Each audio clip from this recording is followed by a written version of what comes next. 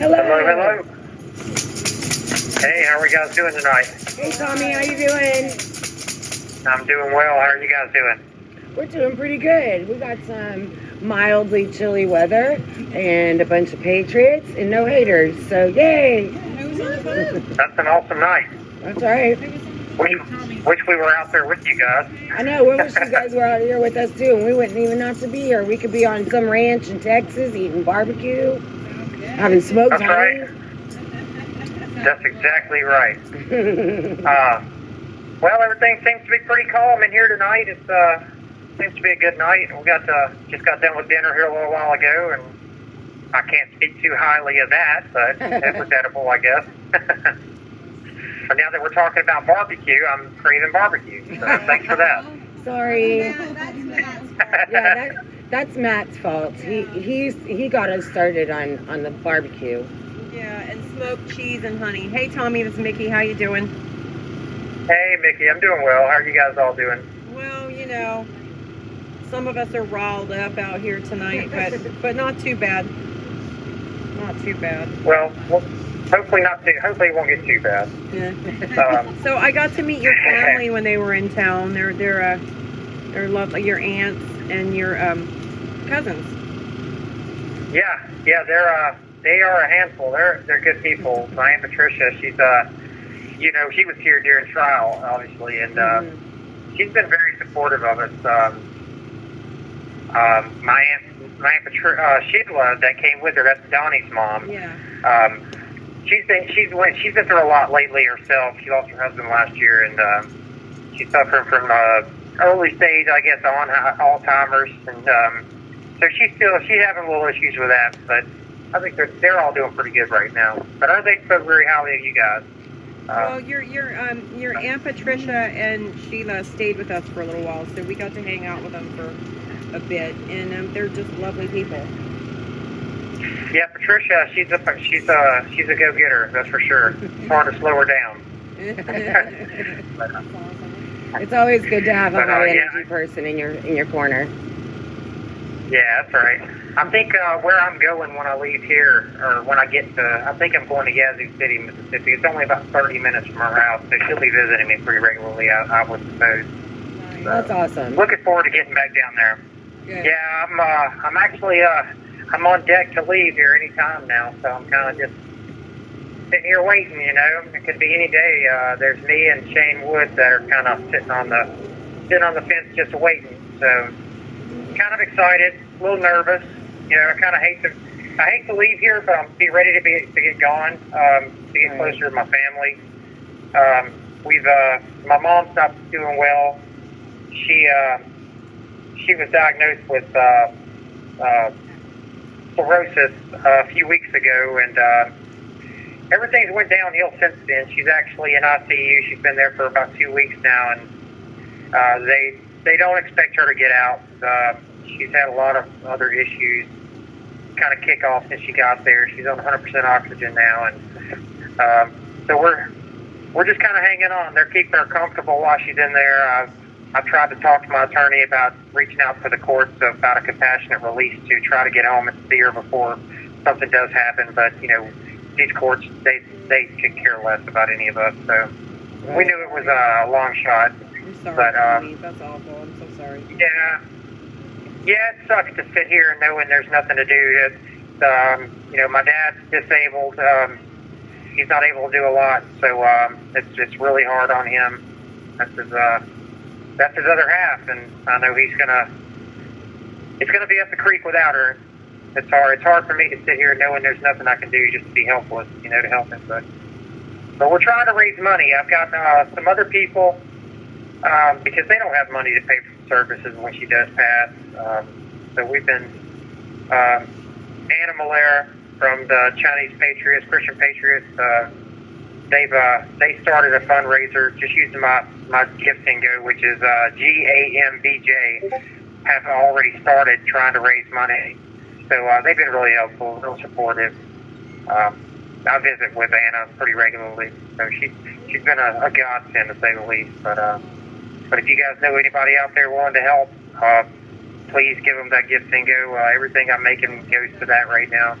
Trying to get them in little better spot, try to take some of the sting out of this, if there is such a thing. Right. No, we'll definitely be putting that on all of our live streams, and we'll be praying for you guys for sure. Well, we appreciate it. It's hard to sit here knowing that there's nothing you can do, but I was able to talk to her 3 days ago. She was awake for just a few minutes, and I got lucky enough that I called at the right time, and I was able to tell her I loved her, and tell her we were praying for her, and she's going to pull through. It's not looking likely right now, but hey, with God, anything's possible. So I'm not counting her out. The women in my family have proven to be pretty resilient. So it takes a lot to get rid of one of them. So I think it's going to be more to it than what people think. So I'm not counting her out yet, but it's good to try to keep everybody prepared. Right. But, hope for the best and but yes, prepare for the worst. That's right. But since sentencing, I actually wrote out my story as to what happened to me on January 6th, and I've got it out to a friend of mine, and she just actually got done typing it up. And if you guys can get me y'all's address, or matter of fact, I guess Scooter's got it, Ron's got it. I'll get her to mail you guys a copy of it. It's just basically my story. Awesome. I'm trying to get it out to everybody. If she's sending copies out to Speaker Johnson, to Trump, to anybody we can think of, we're going to try to get it out there so more people can understand what I went through, as well as others, things that I saw and witnessed that day. So I'm trying to get as many eyes on these things as possible. Absolutely. We'll be looking forward to getting that. Yeah, and I know that Trump had the experience of going in the courtroom and actually having the judge say, I don't really not here to hear what he has to say, and all the biased attitudes that are thrown at you guys, and he did get some of that. So, I just want the American people to know that he's cushioned by all of his money and all of his high-powered attorneys. But we see that every day in these courtrooms when we go sit in them, that we know that these judges are already know what they're going to do when we go in there. These are my feelings, not yours. I just want to make that clear that I'm not attaching any of my opinions to your name. But in my opinion, yeah, but they're a lie. Well, in my opinion, these judges already know what they're going to do when they go in. When you guys walk in the door, and we say all the time that they judge the day on the calendar and not the man for his deeds that day. So, that's right. Maybe if America sees that happening to Trump, they'll realize what you guys go through every single day, or every single time one of you goes in the courtroom, and then maybe Donald Trump will realize it too. Yeah, I think he knows. I think there's more going on behind the scenes than we'll ever know until the time comes for us to know.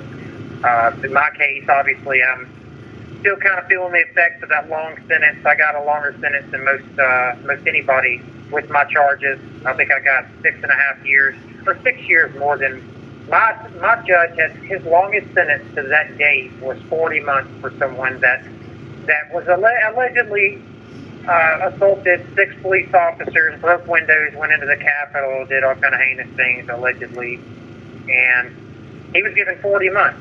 I tried to help 3 people, didn't hurt anybody, caused no injuries or damage to anything, and I got 9 years. So there's obviously some disparities there.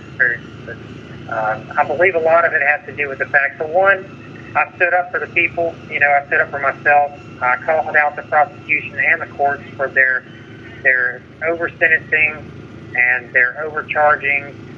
And I do believe that a lot of the reason I got the sentence I got is because I carried the Mississippi flag with me that day, and just so happens the old Mississippi flag bears the old Confederate battle symbol and her emblem, and I had a black judge that obviously didn't like it.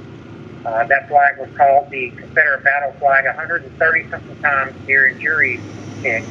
Right.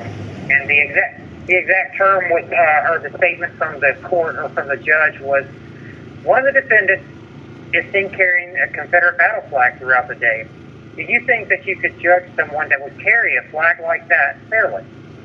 And all of the jurors would come back with pretty much the same answer. Where I do have my opinions about someone who would carry a flag like that, I do think I could judge. I think I could probably put my personal opinions aside and judge them on the evidence, which obviously didn't happen. Right. So, So we're just gonna, you know, keep all this in with us. You know, it's all about the appeal, and I know God's got this. I'm gonna keep my head up. I'm gonna stay strong through it. Just trying to get through the next phase of this. So yes, if you would just keep me in your prayers. It's gonna be a trip here as soon as they get me out of here. So I'm like I said before, I'm ready to go, but I'm gonna hate leaving all my brothers here. And you know, the safety of this place has been of God's hands, I guess. You know, I've never been to jail. This is my first go round, so it's definitely a lifestyle change. Yeah, for sure. To say the least. Well, thank you for calling out before they move you. It was good to talk to you, and Godspeed. Yeah. Good luck. All right, guys. I appreciate y'all having me on. Y'all have a good night. Stay cold, stay warm out there. Absolutely. All right. Good night, Tommy. All right, love you guys. Love you too. Thank you for